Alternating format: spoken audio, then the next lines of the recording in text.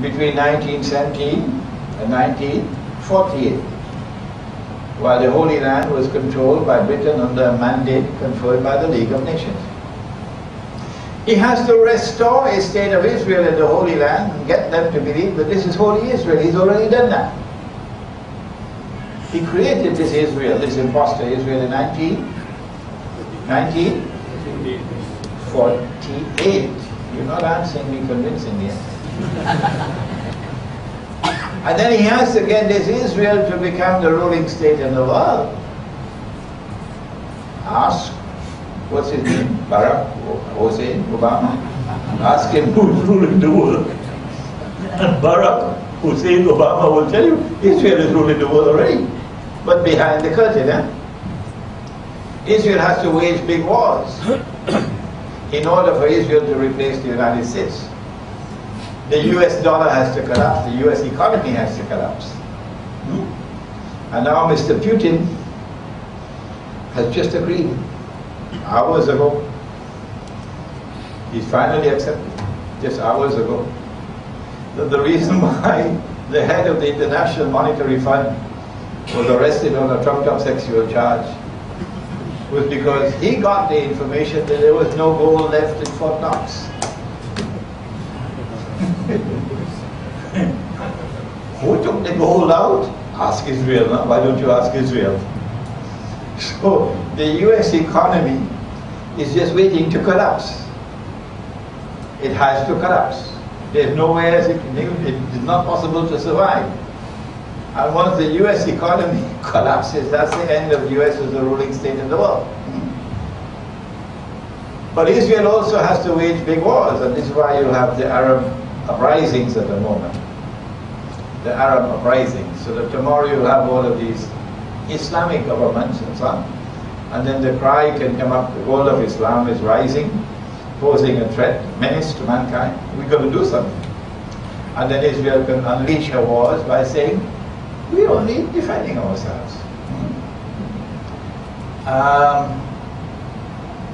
And then of course when Israel becomes a ruling state, which is around the corner, then Dajjal will appear in human form. Nabi Muhammad ﷺ described him to us 1400 years ago. He would be a Jew, be a young man, he'd be powerfully built, he'd have curly hair, and he would rule the world from Jerusalem, declaring that I am the Messiah. But now we come to Isra Miraj. It is clear Dajjal is already released, because he's done all of this already. He's close to the end of his mission. So where is he? Where is he? That's the question. In Sahih Muslim, Nabi Muhammad ﷺ is reported in a hadith, recorded in Sahih Muslim, that when Dajjal is released, he'll live on earth for 40 days. Yawmun kasana, a day which will be like a year. Ambassador Adlan Road knows this subject very well. Yawmun kashahr, a day which will be like a month. Yawmun kajum'ah, a day which will be like a week. وَسَائِرُ أَيَّامِهِ كَأَيَّامِكُمْ, and all the rest of his days will be like your days. When his day is like our day, he will be in our world of space and time. So it seems, human being. But when his day is not like our day, we can't see him, because he is in al-ghayb, he's in the samawat. Can you be on earth and yet be in the samawat? Of course. There are angels right here, in this surah, in Hotel Ampang, the Hotel Di Palma, in Ampang Point in Kuala Lumpur. There are angels here. Can you see them? No, because they're not in our world of space and time. Are there jinn here in this surah? I know there are lots in Washington. Are there jinn here? Huh? Yes. Can we see them? No. Can an angel leave the unseen world and appear as a human being? Can it? Yes. Can a jinn leave the unseen world and appear in our world as a human being? If we still it. Can there be backward and forward movement? Backward and forward movement between that world and this world, so we never see the person. We never see him, but he's always backward and forward. Now we come to Surah Al-Kahf. Exactly what happened in Miraj. The trip down and then back up, the trip down and then back up. Same thing in Surah Al-Kahf. The young men fled in the cave, remember? And Allah put them to sleep, remember? فَضَرَبْنَا عَلَىٰ آذَانِهِمْ فِي الْكَهْفِ سِنِينَ عَدَدًا. And they slept for many, many years, 300 years. ثُمَّ بَعَثْنَاهُمْ لِنَعْلَمَ أَيُّ الْحِزْبَيْنِ أَحْصَىٰ لِمَا لَبِثُوا أَمَدًا. And then we woke them up to teach you a lesson about time. That's why we did it. So they ask each other, how long have you been here? And one of them said, a day or a part of a day. Which sounds strange to us. Because if you've been sleeping for 300 years, when you wake up, then your fingernails should be as long as from Ampang Point to KLCC.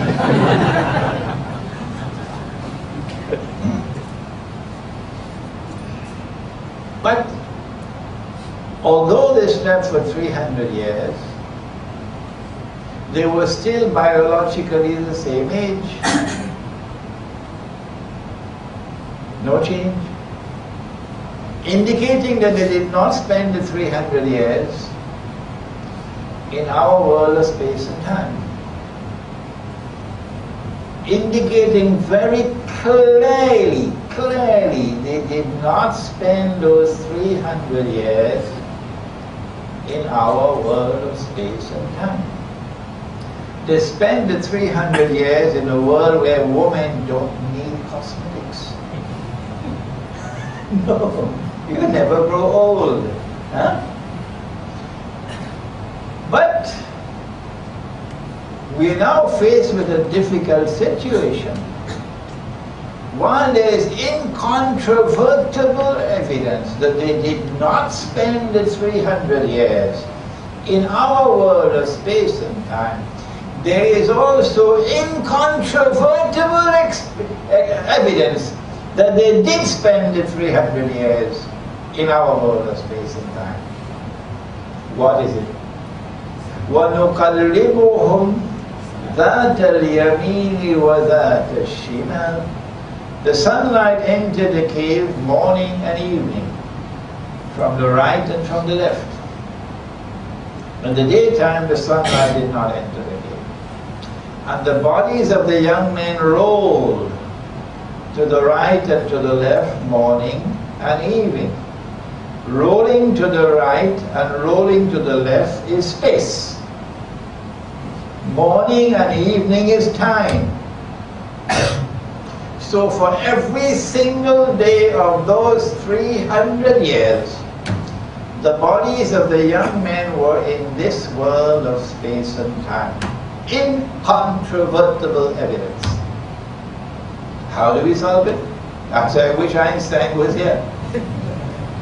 Answer, backward and forward movement that was continuous.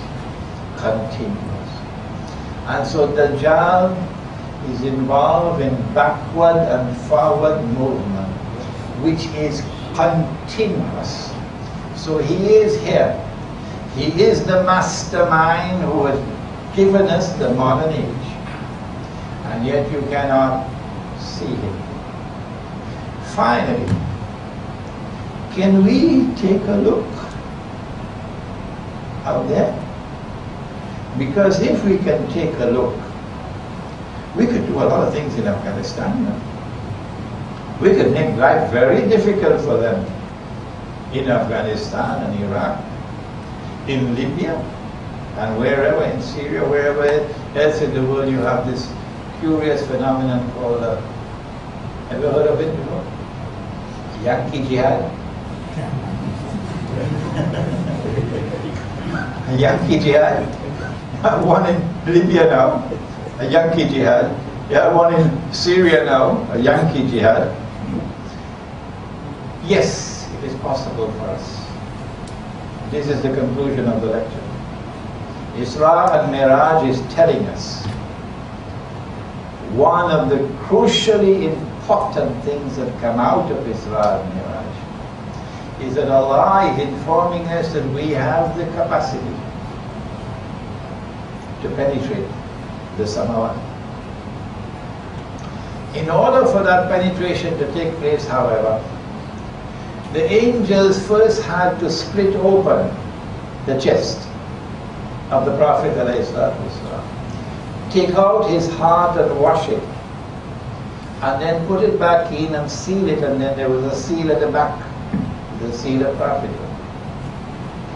So in order for us to be able to penetrate the samawat, we need to bring purity to the heart. If you could do it in downtown KLCC, go ahead. My opinion is not possible. When you see haram all around you, and your heart does not shiver and shake, nothing happens to the heart. Then that is not a heart that is fit to travel. But if you go to the remote countryside, the Malay call it kampung, and you know that you are in the remote countryside when you can't use a cell phone. When you cannot use a cell phone, now you know you're in the remote countryside. And in the remote countryside, you try to restore that heart, which when it sees haram, the heart would shake and shiver. There's not only haram all around us today. There's that haram over which Allah has declared war.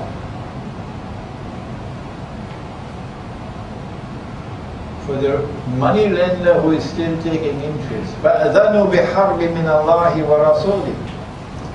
Banking system around the world is lending money on interest.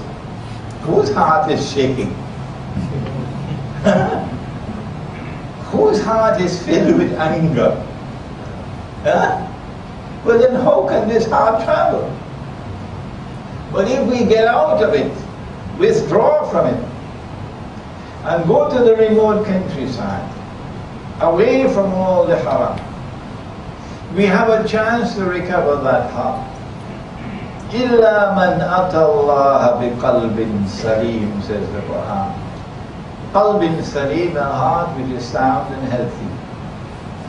A heart which when it sees that which is haram, when it sees that which is shirk, responds to it with anger. Then it is possible. How can we travel? Is there a vehicle that can take us from this world to that world? Yes, there is. And Allah speaks of it in Surah An-Nur. He says, Allahu nuru samawati wal ard.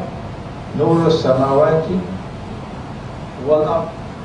What is common to the samawat and to the ard is Allah's nur. Allah's nur. That nur is the vehicle. But Allah has specifically located that nur for us as a vehicle in two things. And I wish that the Sufis could have explained the subject better. Two things. Nabi Muhammad ﷺ is the vehicle of nur, and the Quran is the vehicle of nur. So if you want to, as a Muslim, you want to enter into the samawat, you can only enter into the samawat through the vehicle of nur. And that nur is the nur of Muhammad ﷺ and nur of the Quran. You don't believe me? Go ahead and try. See which taxi you'll get. See which taxi you'll get. Let me know. Yeah? Well then, if nur is the vehicle for travel, then you've got to build a dynamic, vibrant, living relationship with the Quran.